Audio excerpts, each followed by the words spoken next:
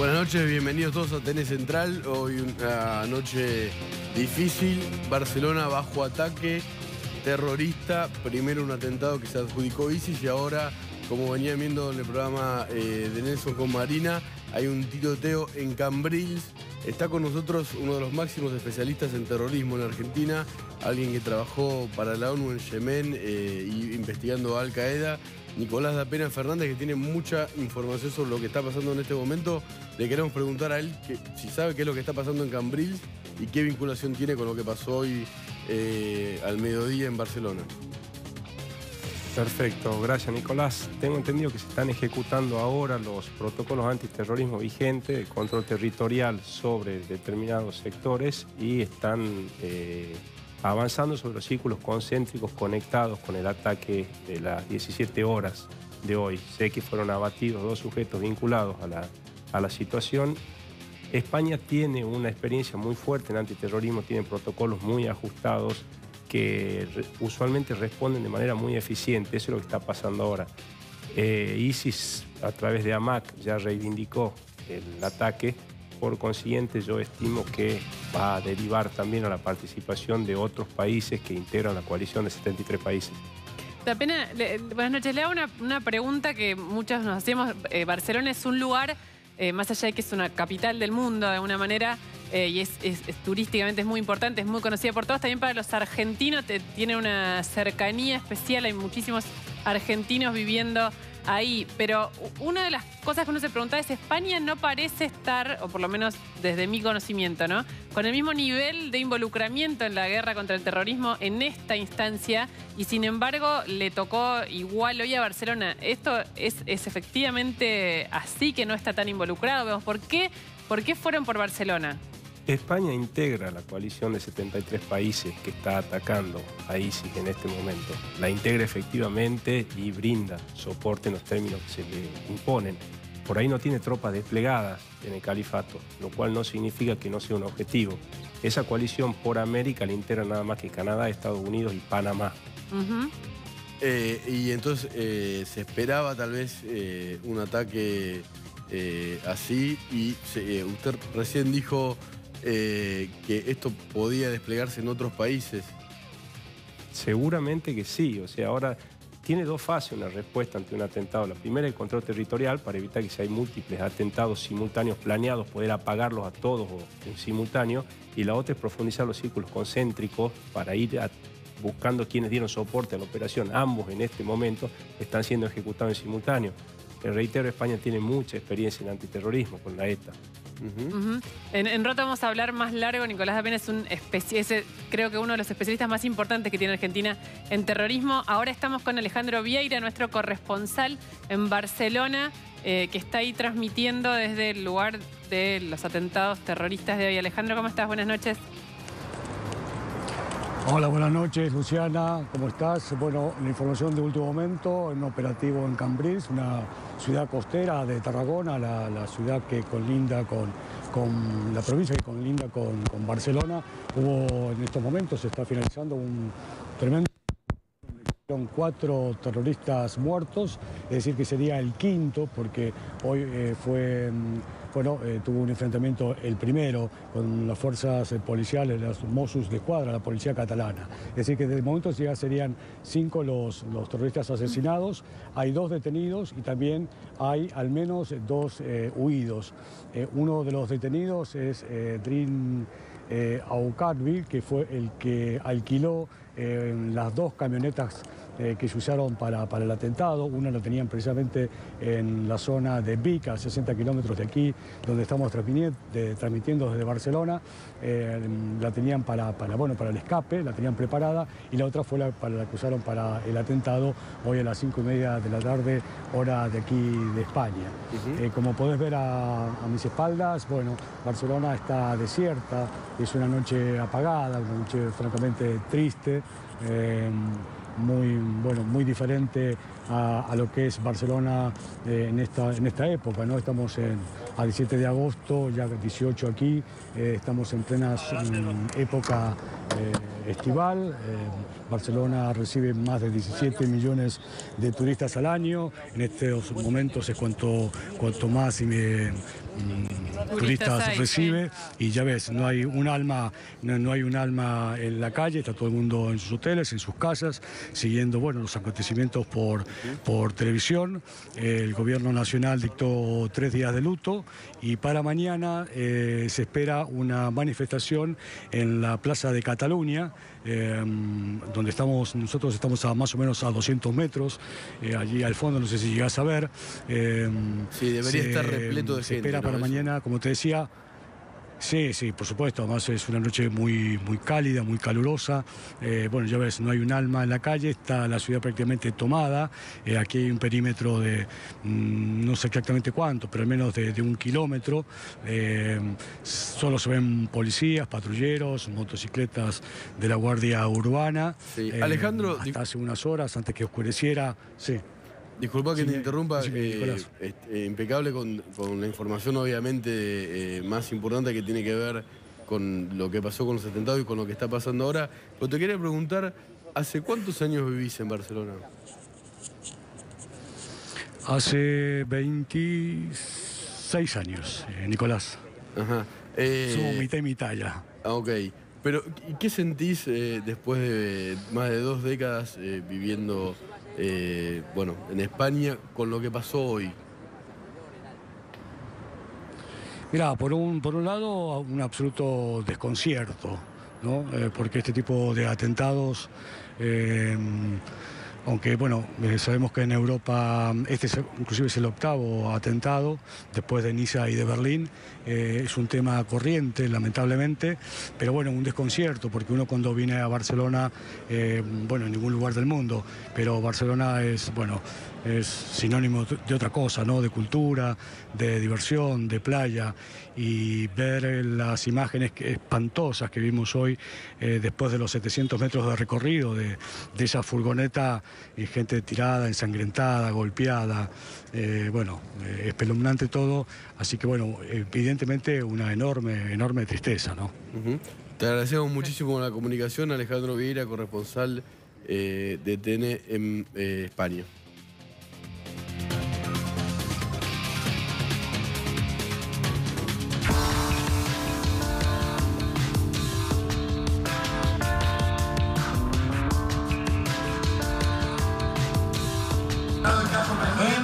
No alcanzaron. Allá, ahí está la cámara. Doctor, gritando. A ver la manito. Nominal, pedimos. Están votando sin representación completa del Senado. Terminó el caso Freiler, a la prensa le digo, el caso Freiler está terminado. Necesitaban 8 votos y tuvieron 5. Después de todo este papelón que están haciendo, cargarse la Constitución, a la prensa le estoy diciendo, esa es la responsable. Esa señora es la responsable. Enfocala bien, macho. Enfocala bien. Mirá, ese es la responsable de la violación de la Constitución, de los delitos penales que se están cometiendo hoy. Después de esta escandalosa sesión, el juez Eduardo Freiler fue suspendido de su función en la Sala 1 de la Cámara Federal. Así comienza el proceso para su destitución, un objetivo que parte del oficialismo persigue desde hace tiempo. El Consejo de la Magistratura viene ya hace bastante tiempo en una investigación respecto de este juez Freiler, en donde se investigan distintos hechos. Tal vez el más grave tiene que ver con el posible enriquecimiento ilícito de él, el no poder justificar sus gastos, no poder justificar sus bienes. Y pareciera que hay un bloque de consejeros identificados con el kirchnerismo que lo que pretende es que este juez no sea investigado. Me parece que es muy fácil el silogismo de que los representantes del kirchnerismo en el Consejo de la Magistratura defienden a Freiler, porque me parece a mí que le están devolviendo favores. Freiler está acusado de enriquecimiento ilícito, tiene bienes de lujo, pero sus gastos no coinciden con sus ingresos. Por esa razón, no solo lo investiga la justicia penal, también el Consejo de la Magistratura cree que hay que destituirlo. El camarista federal Eduardo Freiler está siendo investigado por enriquecimiento ilícito. En Catamarca y Villate, frente a la Quinta de Olivos, tiene esta casa de 1.234 metros cuadrados. Cuesta más de $1 millón. Según sus declaraciones juradas y en comparación con el valor de mercado de sus bienes, Freiler tiene un patrimonio no justificado de más de 17 millones de pesos. Y encontramos que Freiler es básicamente una persona que le gusta vivir muy bien. Se compró caballos, se compró vacas, la mansión, esa que tenemos ahí, unos terrenos en la playa que dice que heredó, un yate, una Ford EcoSport Titanium, 4 Mercedes se fue comprando en estos 2 años, un Porsche modelo es del año 68, voy a decir, uy, es viejo, pero no, es un Porsche modelo 912, sale $40.000. Además, incumplió con el pago de impuestos y se ausentó de su trabajo sin pedir las licencias que le correspondían. Tiene un problemita de patente. Avisale a Freiler, no las paga desde el 2014. Freiler, debe la patente. 67.800 pesos de patente. Un juez que parecía intocable, ahora está contra las cuerdas.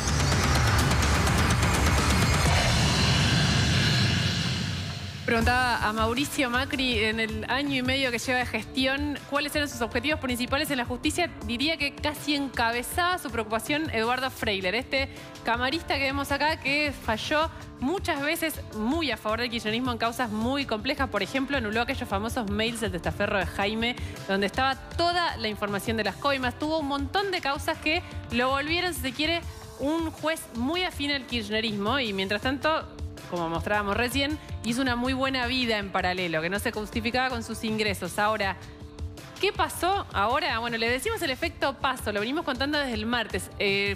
Como les decíamos, el presidente tenía interés en que avanzara esto en el Consejo de la Magistratura, pero los votos no estaban. Y no solo Freiler es el que empezó a tener malas noticias, hubo otras preocupaciones del gobierno y también en general de la gente sobre causas de corrupción que se movieron después de las PASO. Una, ya tiene fecha de juicio oral por la tragedia de Once, era algo que estaba pendiente y era una preocupación muy grande. La fecha será el 27 de septiembre, esto pasó hoy, la asignación de su fecha. Otra más para Vudú, piden enviarlo a juicio oral por otra causa, no por Chicone, es por la de los autos de alta gama que había comprado cuando era ministro de Economía. Era una flota de autos de alta gama que se sospecha tenían sobreprecio. Después tenemos la historia de hoy, que es en el medio de esta sesión polémica. Recién el tape los mostraba a los gritos en el Consejo de la Magistratura al diputado Tailea diciendo que había una violación de la Constitución. ¿Por qué? ¿De qué estaban hablando? ¿Qué fue lo que pasó hoy que permitió que efectivamente avance este juicio por destitución contra Freiler? Bueno, lo que pasó es que había un senador kirchnerista, que se llama Ruperto Godoy, que tenía impugnado en la justicia su rol como consejero. ¿Por qué? Porque no es abogado. Un juez le dijo que no podía ser consejero. Mientras tanto, él apeló. ¿Y qué pasó ayer? Bueno, la Cámara Contencioso Administrativa dijo: señor, cese sus funciones como consejero. Usted no puede estar más en ese rol. Esa situación genera que venga un suplente. El suplente también es del peronismo, es del kirchnerismo más light, pero digamos afín, si se quiere, el kirchnerismo, se llama Mario Pais. Pero hoy Pais no estaba en la sesión. ¿Por qué no estaba? Porque para asumir su rol de consejero tenía que jurar en la Corte Suprema. Y en ese hueco que se generó hoy en el Consejo de la Magistratura fue que el oficialismo logró los 2/3 de los votos de los presentes. Ellos, con el voto de Godoy, de este senador que hoy no estaba, no llegaban a cumplir los votos necesarios para poder aprobar el dictamen acusatorio contra Freiler, y eso implica suspenderlo, y eso implica que se empiece a reunir el tribunal para su juicio político. Bueno, hoy, aprovechando esta abstracción del sistema donde no estaba ni el senador viejo Godoy ni el nuevo que lo venía a reemplazar, se logró suspender a Freiler y mandarlo a juicio político. ¿De qué se lo acusa a Freiler? ¿Cuáles son las mayores acusaciones? Bueno, falsear sus declaraciones juradas patrimoniales. No declaró 4 cuatriciclos y un Jeep. Tiene varios Jeep, tiene varios de todo, tiene una flota de autos, recién se la mostramos, pero algunos ni siquiera los declaró. Después declaró que heredó 7 terrenos en Necochea, bastante flojo de papeles, también hay unos campos por acá cerca de Buenos Aires. Una moto de agua por 15.000 pesos que también estaba mal declarada. Y lo más importante, que sus gastos, tiene 17 millones de pesos en gastos en 4 años, que no hay ingresos que justifiquen esos gastos. Lo que hicieron los consejeros fue sumaron la tarjeta de crédito, sumaron los alimentos, sumaron los alquileres, sumaron todo lo que él declaró como gastos. Eso le dio 17 millones de pesos, pero sus ingresos eran muchísimo menores y no le alcanzarían jamás para bancar ese nivel de vida. Y además, como lo veían recién, se compraba autos, se compraba barcos, se compraba moto de agua, pero no quiso pagar, no sé por qué, los impuestos, las tasas, digamos, la patente, lo que tiene que ver con las tasas correspondientes para tener sus autos. Bueno, no pagó. Por 300.000 pesos tiene deudas vinculadas con casas y autos Freyler. Si quieren, veamos un poco en detalle qué fue lo que escandalizó tanto hoy al diputado Tailade, que empezó a los gritos en la sesión del Consejo, y después hablamos con Pablo Tonelli, el acusador de Freyler en el juicio político que se viene. El caso está cerrado. El caso está cerrado, Isi. Avisar a la nata. Se votó 5, necesitaban 8 votos. Estamos haciendo votación nominal. Ya le pidió votación nominal. Usted ya puso en consideración y en votación. Votaron 5. ¿Quiere que le diga quién votó? ¿Cuántas veces? ¿Quiere que le diga quién votó? Usted El está doctor complicando. el doctor Donato, el doctor Valdés. Están hablando. Estaba hablando el senador y no escucharon. ¿Cuántas veces lo hicimos? Está cerrado el caso, presidenta. Está cerrado el caso, presidenta. No alcanzaron. Allá, ahí está la cámara. Ahí está la cámara. Ahí está la cámara. Doctor, gritando a ver la manito. A ver la manito. Nominal, pedimos. Están votando sin representación completa del Senado.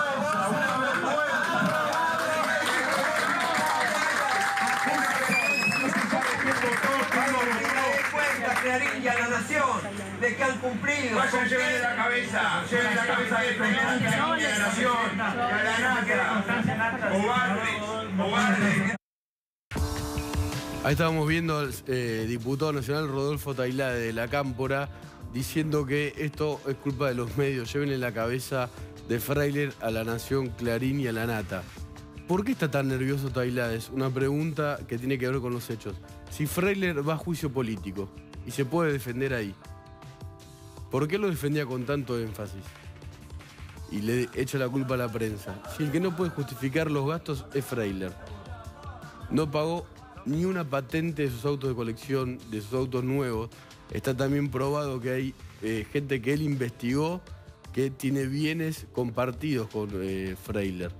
Y hay un dato que ahora vamos a hablar con Pablo Tonelli, que es el que hizo el dictamen de acusación y el que va a ser el acusador, si se quiere, en este juicio político, si es que, digamos, no renuncia a Freyler y todo sigue su camino normal, que es cuando Freyler todavía era poderoso, digo, dentro de cómo funcionan las relaciones judiciales, cuando Freyler todavía tenía su poder, a él le hicieron una denuncia por enriquecimiento ilícito, porque uno de los temas, recién ni lo nombramos de tantos temas que tiene, es una mansión que se compró a una cuadra de la Quinta de Olivos, que se la compró y después la refaccionó, que es injustificable en general toda la presentación que él hizo de cuánto le costó, de cómo la compró, pero bueno, era un crecimiento muy grande de su patrimonio que había generado una denuncia penal. Y como suele suceder muchas veces en la justicia, es difícil que investiguen a los jueces penalmente, y sobre todo los jueces federales que están en funciones y con poder. Y lo que pasó con Freyler originalmente en esa causa penal es que Freyler, sin que él explique nada, yo le diría a los argentinos, le recomendaría muchísimo leer el dictamen por el cual le cierran esa causa. Él no explicó nada, explicó cosas increíblemente banales, superficiales, sin explicar el fondo, que era cómo tuvo esta vida de millonario, cómo se hizo millonario en tan poco tiempo con un sueldo como un juez, que es un sueldo alto, pero que no le alcanzaba para lo que vivía y compraba. Y en ese momento la causa se cerró. Después cambió un poco el tiempo político y cambió todo, y ahora está en esta situación finalmente, y también tiene una causa penal abierta. Sí, y tiene otra casa más que nosotros visitamos en su momento. La que vivía antes, sí. Claro, en la calle de Wynberg, no sé cómo se pronuncia. Wynberg, en Olivos, donde también está floja de papeles y hay una vinculación. Hay él dice que la alquila, tal vez sea de él. Lo que pasa es que no lo explica. Y cuando lo fuimos a ver, había alguien limpiando un Porsche blanco. Otro. Sí. Del que nunca pagó patente, de ninguno. Y otra cosa más, Freyler es pariente político de los Kirchner. A través del marido de una de las hijas de Alicia. Sería lo de menos. Eso no, porque es pariente a través de Patricio Pereira Arandía, que está involucrado en el caso Tesur. ¿Qué él investigó?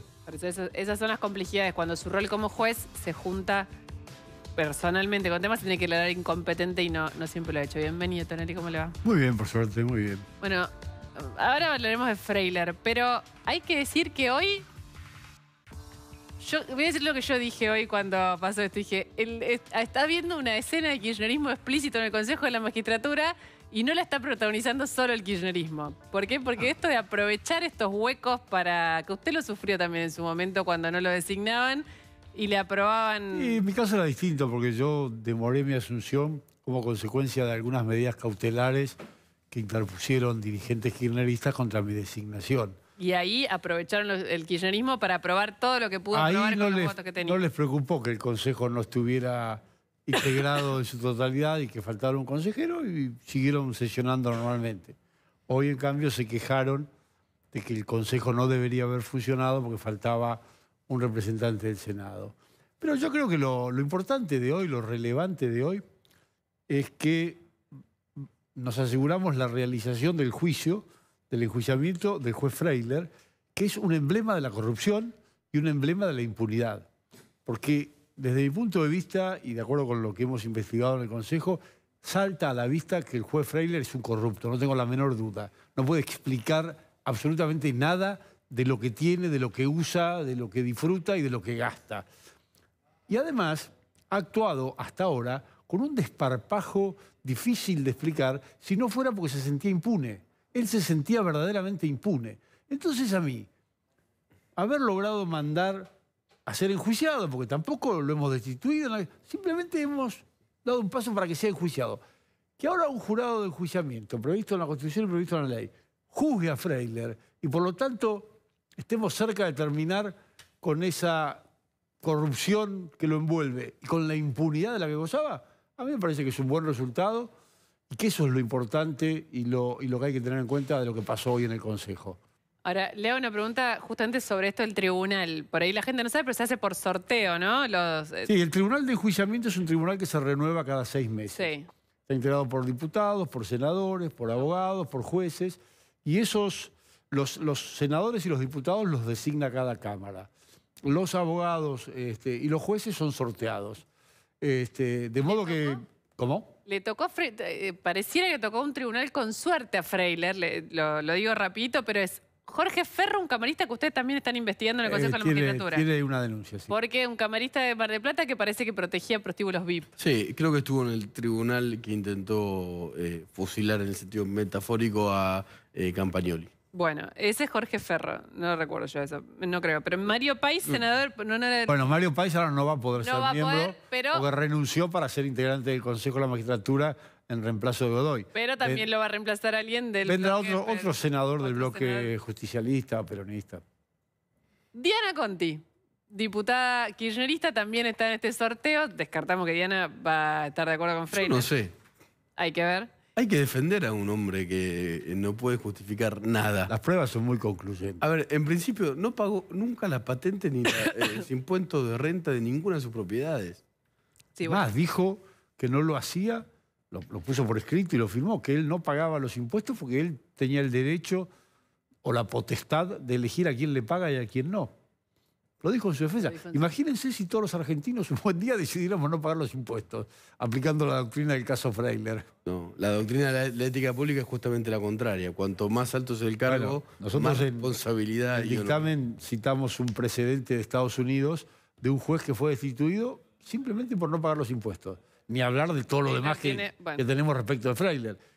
Ese juez fue destituido solo porque no pagaba los impuestos. Ahora, le hago justamente esta pregunta. Digamos, Freiler se compró una mansión, se compró un yate, se compró un jet ski, cuatriciclos, lotes, un departamento en Pinamar, Porsche, Mercedes-Benz, jeeps de marcas muy caras. Estoy enumerando de memoria, ¿eh? Es bastante más lo 14 que tenemos para lotes le donaron, dice. Sí, se pueden agregar los viajes, las vueltas al mundo. Los vueltas al mundo, los gastos con tarjeta, la división, en el medio se divorció, la mujer dividió los bienes a la mitad mientras todo este crecimiento sucedía y aún así él seguía, que no perdió nunca patrimonio, sino que lo multiplicó. ¿Por qué cree que lo está logrando? Digamos, hoy fue un paso muy importante, pero digamos, logró dar la pelea de este modo hasta ahora. ¿Por qué tiene tantos defensores? Yo no tengo ninguna duda de que él fue socio del gobierno kirchnerista, particularmente de la expresidenta, del expresidente Kirchner, de varios de los ministros del gobierno kirchnerista. Él los protegió de una manera ostensible a través de resoluciones que... Pariente es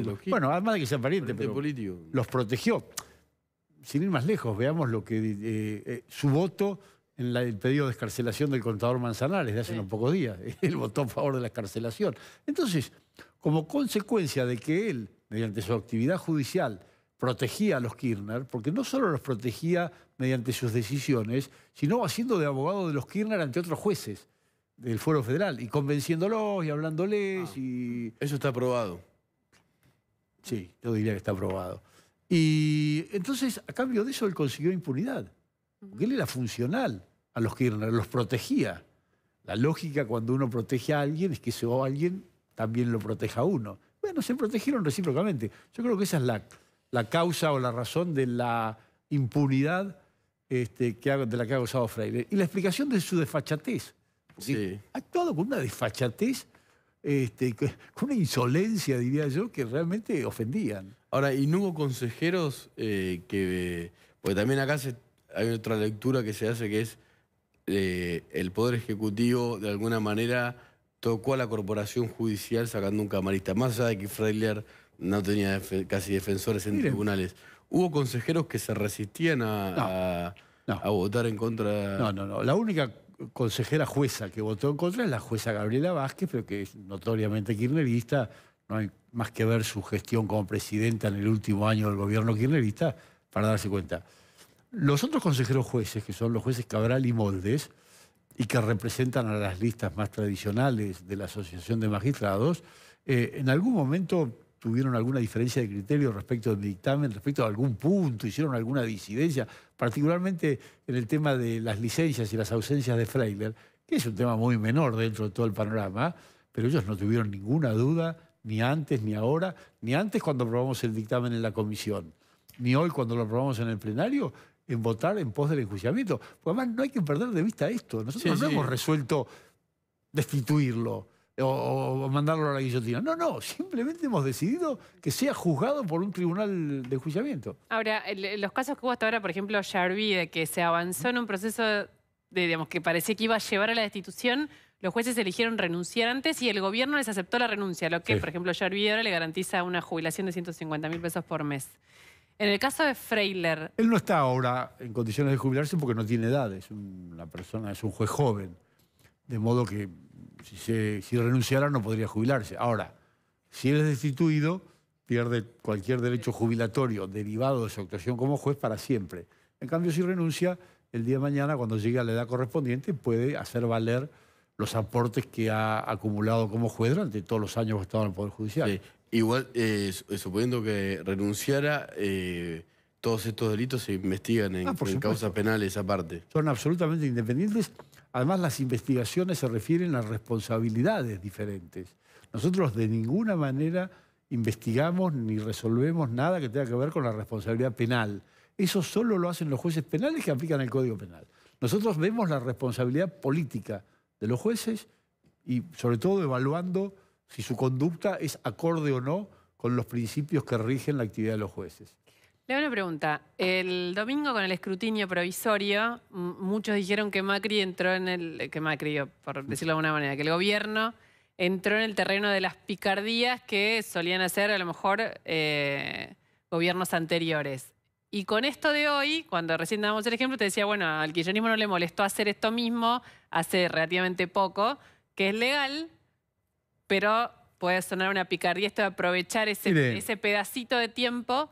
La pregunta es, después, ¿el gobierno actual está adaptándose a las picardías? Después, si quieren, hablamos de lo del correo. Tengo mucho para decir respecto del correo. Pero me remito a una declaración que hizo hoy el consejero Candis. ¿Se acuerdan que el consejero Candis fue el que en su momento votó a favor de Freiler e impidió que lo lleváramos a juicio? Hoy Candis, refiriéndose a lo que ocurrió en el Consejo, dijo textualmente: acá hubo falta de previsión del kirchnerismo, porque si hubieran promovido la renuncia de Godoy y la asunción de País hace una semana o 2 o 3 o un mes o 4 meses atrás, hoy País hubiera estado en su cargo, hubiera participado. Acá hubo falta de previsión. Y agregó Candis: lo que hizo el oficialismo es perfectamente legal y ajustado al reglamento.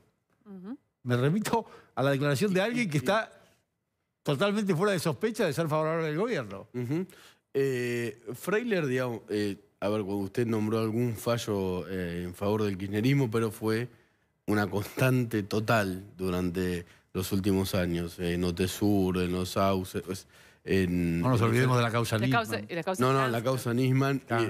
En Otesur le sacaron la causa junto a Ballesteros, a Bonadío, por haber hecho allanamientos simplemente a los imputados en la causa en Río Gallegos en 48 horas.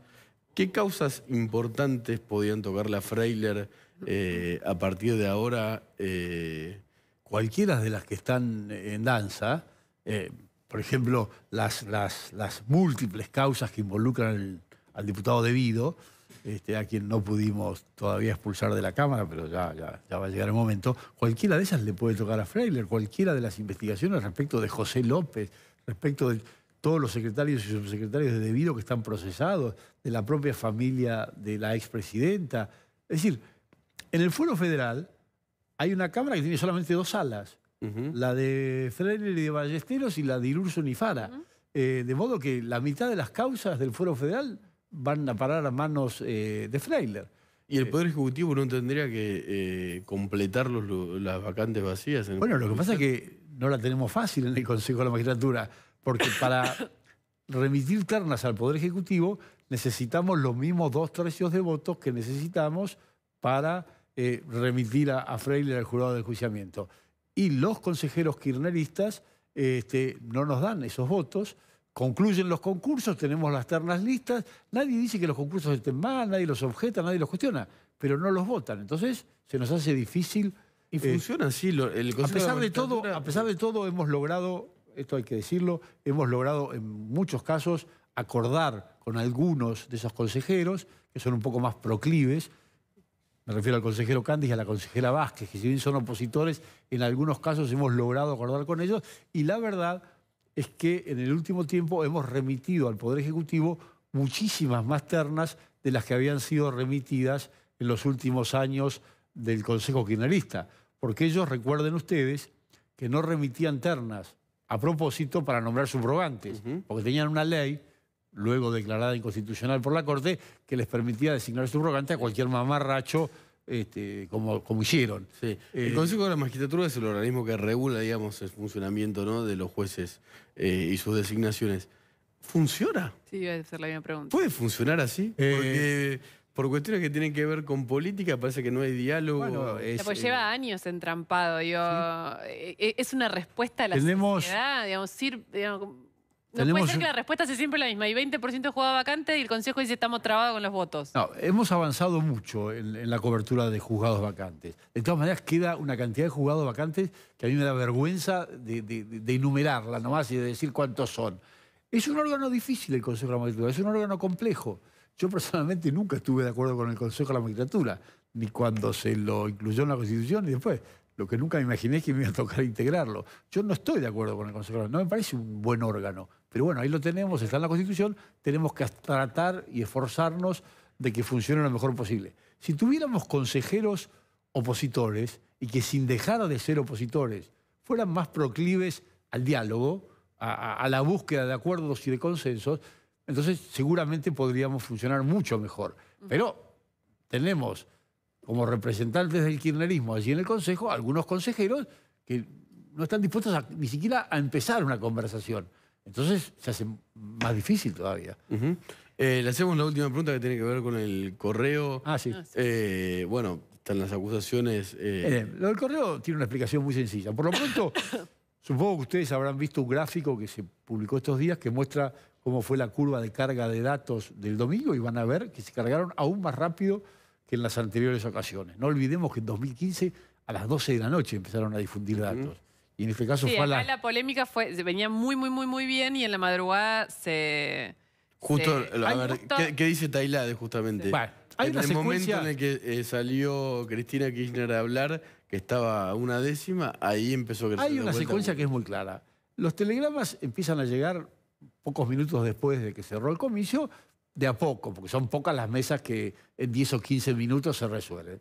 Pasadas 2 horas empiezan a llegar ya en tropel, digamos, a borbotones. Y después al final empiezan a llegar en cuentagotas.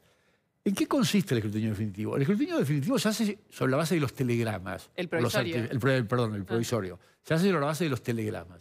Los telegramas son cargados en el sistema por 2 operadores distintos, y solamente si coinciden las cifras de esos dos operadores se cuentan. Si hay diferencias no se cuentan y van a lo que se llaman las incidencias. Sí, que entonces, son las... muchos telegramas no se cargan porque hay incidencias. Un operador carga un resultado, otro, va la incidencia. Muchos telegramas no se cargan porque tienen defectos formales que saltan a la vista, como por ejemplo consignar que votaron más personas de las que estaban inscritas en esa mesa. O al revés, consignar que... Lo interrumpo solo porque digamos, en general esta explicación que es válida, que es cierta, por ahí suele suceder en cada elección porque siempre está esta duda de si... No si se toca el resultado, sino el orden o el modo en que se da esta información. Le hago una pregunta final y lo liberamos. Bueno. La justicia electoral había dicho, para evitar esta suspicacia que existe en cada elección, señores, yo, justicia electoral, me hago cargo también del provisorio. Y el gobierno no quiso. No, momento, ahí corrijo. Nosotros aprobamos, cuando el año pasado aprobamos en la Cámara de Diputados la reforma política, le transferimos el resultado provisorio a la Cámara Electoral. Fracasó por el La reforma política fracasó por el kirchnerismo, que ahora recela del sistema que ellos defendieron el año pasado. Completamente el año pasado no quisieron votar la boleta electrónica porque decían que este sistema que tenemos es fantástico y funciona regio. Ahora ellos recelan de ese sistema. Estoy de acuerdo, pero este año, digamos, antes de las elecciones y después de este proceso que efectivamente fue así, la Cámara le dice, bueno, ya sé que no se aprobó la reforma, pero como esto está pendiente y no hace falta una ley, lo puedo hacer yo. Es dudoso que no haga falta una ley. Lo cierto es que tuvimos la más sana y concreta voluntad de transferirle el escrutinio provisorio a la Cámara Electoral, lo pusimos en la ley, la aprobamos en diputado y el kirchnerismo la frenó en el Senado. De modo que yo le trasladaría la pregunta a los senadores kirchneristas. La última hora, sí, muy cortita. ¿Cómo cree que termine el escrutinio?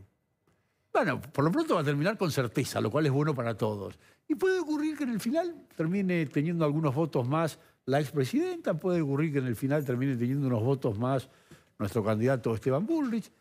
No, para las PASO no es decisivo quién sale primero y quién sale segundo. Eso va a ser decisivo en octubre. Lo decisivo ahora es que se votó bien, no hubo cuestionamientos, no hubo impugnaciones, no hubo problemas, y el resultado verdadero y final, y hasta el último voto computado, lo vamos a saber seguramente el próximo fin de semana. No este, sino el otro. Gracias. Muchas gracias, Pablo. No, gracias a ustedes.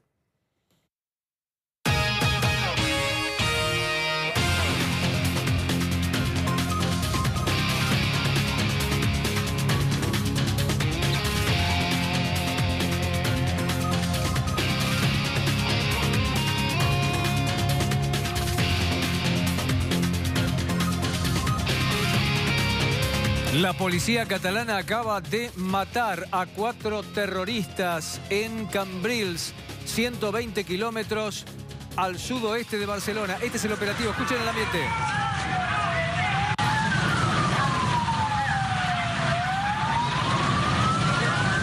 Esto se desarrolló en la zona del Club Náutico. Hasta allí habían llegado 5 terroristas.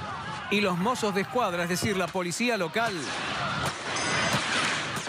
de este modo que escuchan ustedes, mataron a 4 presuntos terroristas en esa zona de Tarragona e hirieron a un 5º miembro del grupo en una operación relacionada con un posible atentado terrorista en esa localidad.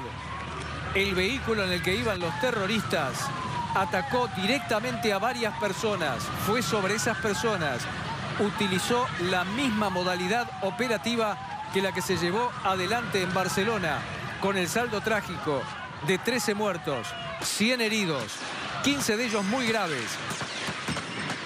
Pero esta vez, la policía informó que los 4 presuntos miembros de la célula, después de embestir con ese vehículo a varias personas en la zona céntrica de Cambrils y que esas personas quedaran heridas, fue directamente sobre ellos. Después del atentado, los policías interceptaron a los terroristas y los abatieron a tiros.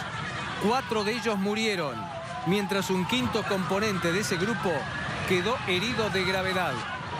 Todos ellos llevaban explosivos pegados en el cuerpo, lo cual habla de una modalidad diferente a la del atentado que se llevó a cabo en Barcelona. Mientras esto está sucediendo, hay operativos especiales en la zona de Vic, a 60 kilómetros de Barcelona. Allí esta tarde se había descubierto una camioneta sospechosa estacionada cerca de una conocidísima firma de comidas rápidas en esas cercanías de Barcelona. Recién ahora la policía está abriendo el vehículo. No se sabe exactamente lo que encontraron en el interior, pero a su vez toda esta historia que tiene lugar en Barcelona, en Vic y en este punto de Tarragona, que es Cambrils, se relaciona con una explosión que tuvo lugar ya anoche en otro punto más lejano de Barcelona, en la zona norte, con una extraña explosión de una casa. Al principio todos hablaban de una pérdida de gas. Sin embargo, lo que había adentro era gas, pero con una infinidad de garrafas, lo cual levantó la alerta de la posibilidad de manipulación de esos elementos para cometer un atentado terrorista. No se sabe si dentro de algunas de las camionetas que fueron utilizados para estos hechos se han encontrado dispositivos, aunque sea precarios, que indicarían la posibilidad de un atentado con explosivos de esa naturaleza. Lo que ha pasado esta madrugada a partir de la 1:30 hora española es esto que ustedes están viendo, mientras que a la derecha de la pantalla tienen ustedes una Barcelona absolutamente sellada a cal y canto por la policía en lo que se llama Operación Jaula Fase 1.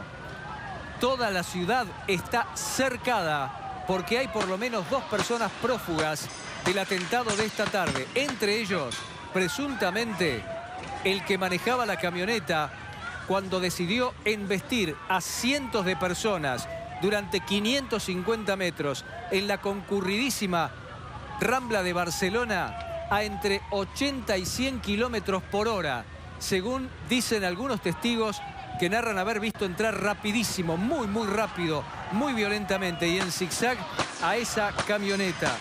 Según fuentes policiales, de esta noche lo que está pasando en Tarragona, los terroristas llevaban explosivos adosados al cuerpo. Insistimos, esto está sucediendo, lo cubrimos en el minuto a minuto y a esta hora está llegando la referencia de un pedido especial de la policía local para que la gente en Tarragona no salga de sus casas, no salga de sus locales y si está en cercanías de ese punto busquen un lugar seguro porque todavía el operativo continúa allí en esa zona de Cambrils. Esta es la información que se va conociendo en el minuto a minuto. Lo que sí la policía confirma es que esto se trataba de un atentado terrorista en toda la línea. Acaba la policía de frustrar este atentado terrorista. No se sabe la condición en que quedaron las personas que llegaron a ser atropelladas por este auto donde iban los terroristas que fueron abatidos cuando se disponían a llevar adelante con una nueva fase de este atentado. Repetimos el saldo. Impresionante, Pepe, sí. 4 muertos y 1 herido. Tampoco sabemos la condición de ese herido, Nico. Muchísimas gracias, Pepe. Estamos aquí con Nicolás da Pena Fernández, una de las personas de la Argentina que tal vez más sepa de terrorismo. Estuvo en Yemen peleando contra Al Qaeda. Y en Siria con ISIS. En Siria contra ISIS. Investigando a ISIS. Sí. ¿Qué pasó hoy en España y qué puede seguir pasando? Hasta lo que se puede saber ahora, un atentado muy rústico que es el de Barcelona, sin mucha tecnificación, 600 metros embistiendo gente, lleno de turistas, en un lugar que era muy evidente que podía pasar. El segundo plano, unas cuantas horas después, ahí en Cambrils, ya es un poquito más complejo porque cuando ya está en estado de alerta general, el país decide llevar adelante la segunda operación. Usualmente son simultáneas las operaciones y hay componentes de explosivos. Una simple cuestión que quería corregir de recién es en el sudoeste de Barcelona la explosión en la casa. Y es algo que no trascendió mucho, lo cual hace pensar que por ahí haya existido algún pedido del gobierno de no hacerlo trascender demasiado. Reuters lo puso un tiempo a eso y lo sacó. Ahora, no, explíquelo de vuelta. Una persona estaba manipulando explosivos en su casa, explotó la casa y murió la persona. ¿Eso cuándo sucedió? Que lo contaba recién Pepe, pero ¿cuándo sucedió? ¿Ayer? Sí, fue en la madrugada de hoy, eso. Reuters lo hizo público alrededor de las 2:30, 3 de la tarde por un tiempo nomás y después desapareció prácticamente todos los medios. ¿Te cree que el gobierno por ahí de España...? Usualmente lo que se trata de hacer es pedir responsabilidad a todos los actores cuando todavía se esté en medio de una operación que no sabe cuántos escalones puede tener. Evidentemente esta es una operación con varios escalones que está siendo controlada bien. Una pregunta que yo me hacía recién, porque esta situación es espantosa, realmente es un método de terror que todo el tiempo uno se pregunta cómo se puede detener esto. No puedes detener a alguien que va con una camioneta. Bueno, mientras hablamos estábamos viendo imágenes nuevas del atentado. Y ahora esto, digamos. ¿Esto a cuánto está de Barcelona? Muy cerquita, ¿no? 120. Por eso. Ahora, este lugar, mirá, la gente comiendo. Es una situación como 1 millón de situaciones que están sucediendo en ese mismo momento en distintos puntos de España.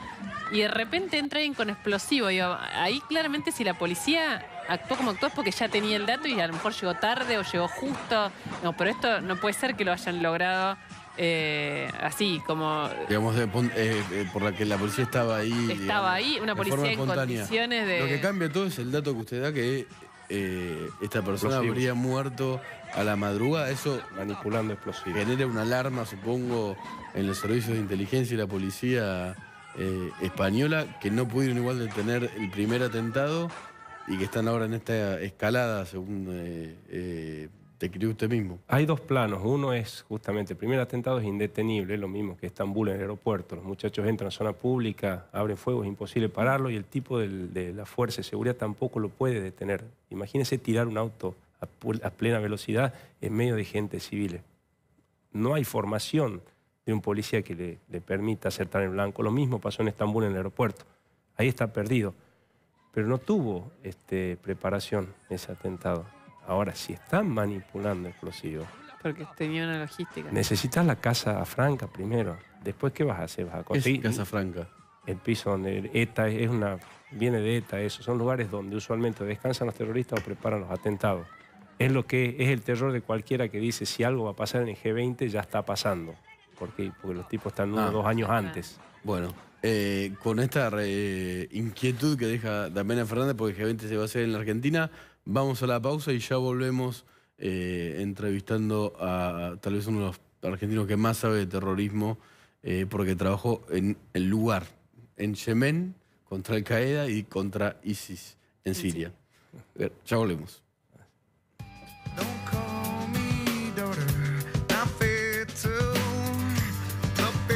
Nicolás Da Pena, especialista de terrorismo, trabajó en la ONU contra Al Qaeda e ISIS. Es argentino, dijo que estos atentados no ocurren en el momento en el que ocurren, sino que tienen una cronología de preparación obvia y nombró el G20, que el año que viene se va a realizar en la Argentina. ¿Puede pasar algo o no? Una cuestión es el control de la calle, el control callejero, que eso es más de agitadores, no es de terroristas. No pasa usualmente a mayores, unas bombas molotov o alguien que tira con un 22. No es algo mayor. Pero no es algo organizado por terroristas. No es una acción organizada. El problema es ese control de la calle, que posiblemente se ejecute bien, pues ya se ejecutó bien. La Policía Federal es seria, ya se ejecutó bien cuando vino Bush en Mar del Plata, que también estaba Chávez, etc. Son gente seria los que trabajan en eso. El problema es la investigación de un atentado un poco más complejo y ahí hay que ver si están desarrolladas las condiciones, porque muchas veces un atentado no es contra la población donde estamos, o sea, nosotros argentinos puntualmente, que tenemos nuestros problemas, sino que contra las personas que coyunturalmente están ahí y basta en todos los medios del mundo. En el G20 van a estar los 20 presidentes más importantes del mundo. Más, porque uno de los integrantes es toda la Unión Europea. G20, un integrante del grupo es toda la Unión Europea. Muchas gracias, Da Pena Fernández. Bueno, ojalá que no pase nada y que se solucione o se resuelva el desastre. Sí, mi pregunta siempre es una manera de parar esto, solo va a multiplicarse, pero no tiene respuesta, ¿no? Vamos a la pausa ya. Son las 10 de la noche, hablamos mucho de Freiler, que tiene tanta plata que yo voy a decir éxtasis, además es pariente de los Kirchner. Y nada, y esperemos que las noticias de terrorismo no se vuelvan tan comunes, ¿no? Que es tremendo. No nos podemos acostumbrar a esto. Exactamente. Quédense con el juego limpio con el maestro Nelson Castro. Nos vamos a